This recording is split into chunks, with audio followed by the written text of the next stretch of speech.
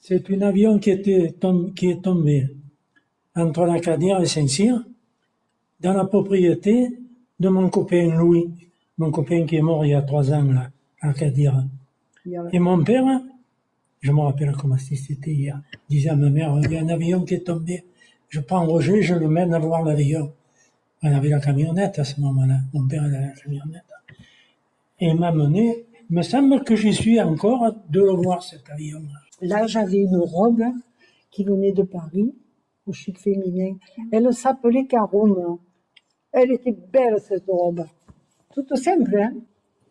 Mais après, et pourtant, tu te rends compte quand même, avec ta paye de maçon, qu'on est arrivé à économiser pour... Moi, j'ai beaucoup travaillé, tu sais. J'allais travailler la journée. Et après, le soir, j'allais piocher les vignes.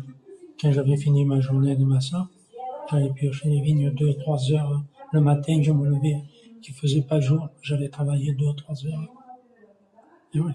Je dis à mon père, moi, quand je reviens de l'armée, c'était la guerre d'Algérie, hein, je ne savais pas. Si je m'en sors, quand je reviens, je ne travaille plus à la terre. Je vais faire n'importe quoi, mais je ne travaille plus à la campagne. On n'avait jamais un centime, toujours tout ce qu'on arrivait à manger. En 55, je suis parti soldat. Quand je dis à mon père, j'ai dit, moi, pour l'instruction que j'avais, le peu, je suis content de ce que je suis arrivé à faire, parce que on n'avait rien, on n'avait pas un centime. Et parce que mon papa, il disait toujours, vous ne pourrez pas le garder, ça, cette campagne. Parce qu'il avait que moi et Tati, hein, il ne savait pas si... Et plus tard, il y a eu Pépé, et vous ne pourrez pas la garder, vous serez obligé de la vendre. Alors il devait comprendre penser que pour l'entretenir, pour couper les herbes, nettoyer, des oliviers, ça coûte beaucoup cher. Vous ne pourrez pas l'entretenir et vous serez obligé de la vendre. Alors jusque-là, on l'a gardée.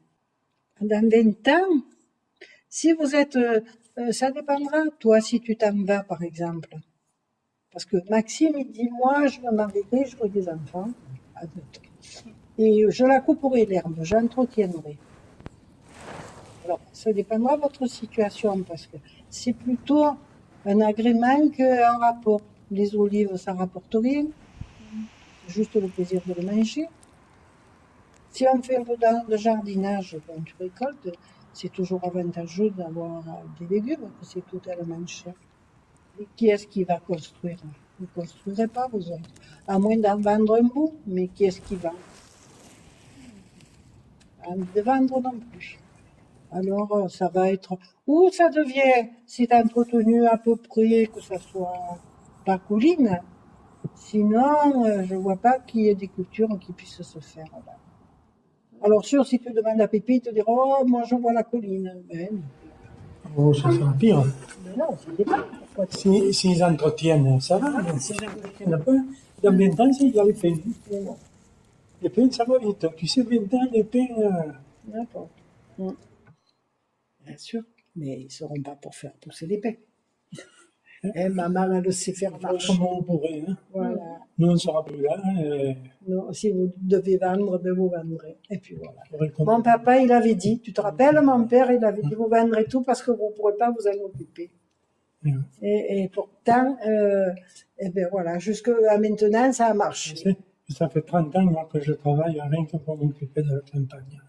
Et quand il n'a pas, de travail, il est malade, s'il ne peut pas le faire. Mais je le fais parce que moi, je suis né à la terre. Ça te plaît, mais... Pour moi, c'est pas un boulot, c'est un hobby. Pas un lobby, un hobby. Faut pas tout mélanger, là.